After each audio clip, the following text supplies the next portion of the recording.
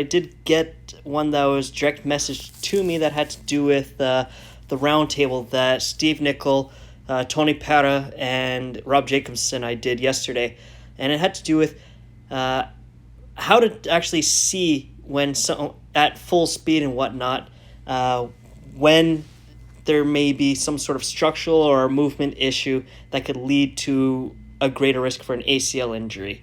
So what I described yesterday was the simple basic anatomy of the knee joint, and the difference between men and women, and why when you're doing a pivot you want to actually do the pivot or a cut in a sport in the air and not when you actually make contact with the ground. So what I was describing yesterday is the basic anatomy of the knee joint.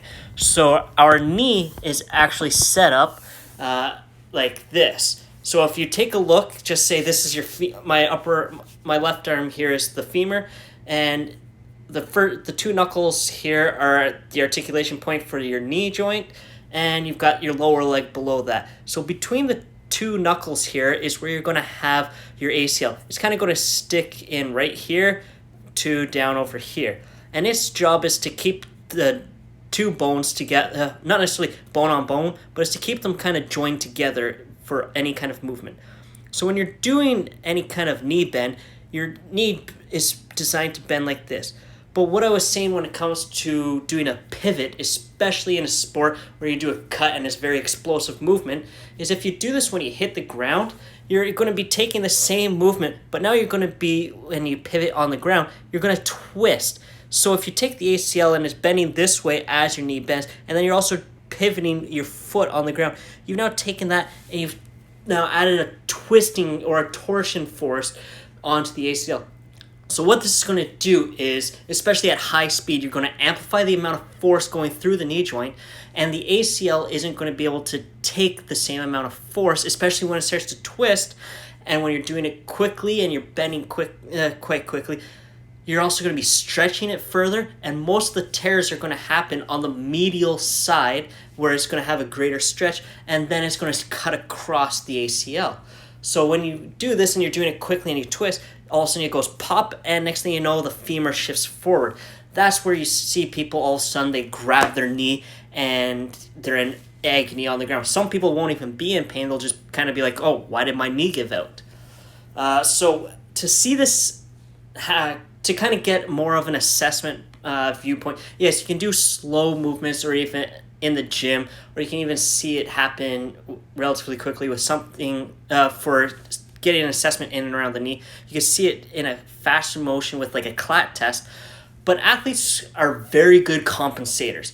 So even a CLAT test for a highly developed athlete, they're not going to necessarily show you something until you've literally taken them up 16, 18 inches off the ground and had them jump and land down on one leg. Of course, you're going to start to see something happen because you're now landing very quickly on the ground. So why I always say the best way to get an assessment for an athlete is through a needs analysis is you actually have to go and see them practice their sport and play their sport for you to actually get a true grasp of what the person needs. In some cases, you won't necessarily be able to see them play because they might be playing in another country, on another continent, so you're not going to hop on a plane necessarily, go and watch a single person play. But you can get game film on the person. And this is something that so many strength coaches shy away from. They just rely so much on the weight room and what they see there. Many athletes' training ages is very small. They've never really gotten in the weight room for anything.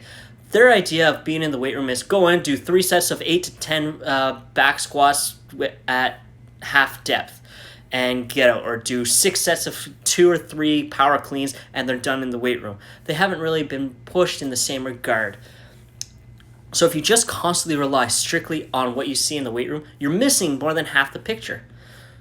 Also, because athletes are such great compensators, when you're able to actually see how they move and what they do in person at game speed, practice speed, you're going to get a better picture of what the person is going to need, what they need to work on. So when you see in games, when you see them at actual full speed, their game speed, you're able to see where it is that they compensate. When they go into a cut, are they always kind of leaning into it? Do they squat down into the cut properly? Are they absorbing it? Are they actually cutting into the ground, or are they making that pivot when they hit the ground, twisting, and it's just a ticking time bomb. So these are things that as coaches we need to take a look at. For an athlete, you should always take a look for a strength coach or trainer in that regard of someone who actually gives a damn about what you're doing. If they just rely strictly on what you're doing in the gym, they're missing half the picture, and you should really invest your time and money into someone who is actually going to show up to your games, ask you for film, so that they can get a better picture of what it is you need as the individual. If the coach is working with a team, they should be at least one game a year at a bare minimum. If they're not even showing up to games, they don't give a damn about you. You should always be investing your money and your time into a coach who cares. I'm someone who's invested out of my pocket to go and watch athletes of mine compete, train, outside of their practice times, I've had it so that it's taken time away from my own business so that I could go see, so I could provide a better service to my client.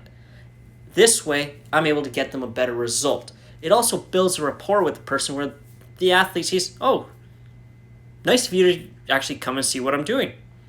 This way, I understand what they're doing. I can also get a better feel of the sport and what their individual, not just the sport demand is, their positional demand, and also what they as an individual need for their enhancing of performance. Otherwise, I'm shooting blanks into the dark, trying to just doing a lot of guesswork as to what's needed. The other thing to do is ask the coach, talk to the coach a little bit so that you can get a feel of what the coach wants from the person. So these are just kind of my thoughts on how to get a little bit of an assessment done on an athlete, especially when you're talking about lateral movement and cutting. Is in the gym, you're never going to be able to get a good picture of it. Yes, you could do CLAT test, VMO testing, muscle structural balance, and strength testing between the quadriceps, hamstrings, calves, anterior tibialis. Sure, you can see if their ankles are moving properly. The big toe has good range of motion. But if they move like absolute garbage on the field, it doesn't matter what I see in the gym. It doesn't matter what I do in the gym.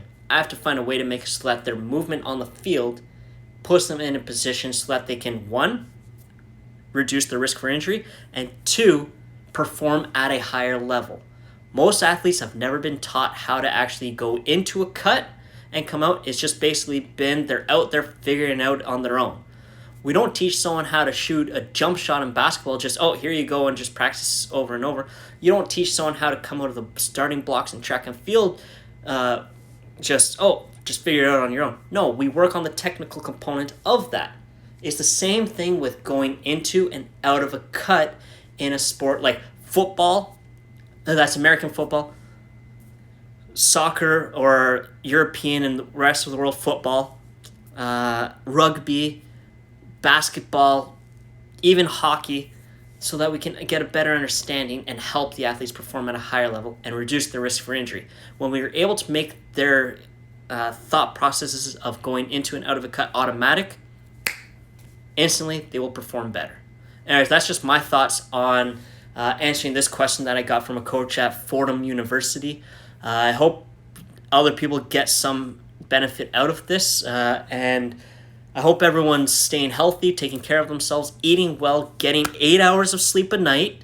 Once again, I'm going to link that video here for when I post this on YouTube, because it's imperative right now that we take care of ourselves so that we can then take care of others, and also so that we can keep ourselves healthy. And when this COVID-19 pandemic ends, we're able to get back to work refreshed, healthier, and hungrier than we've ever been.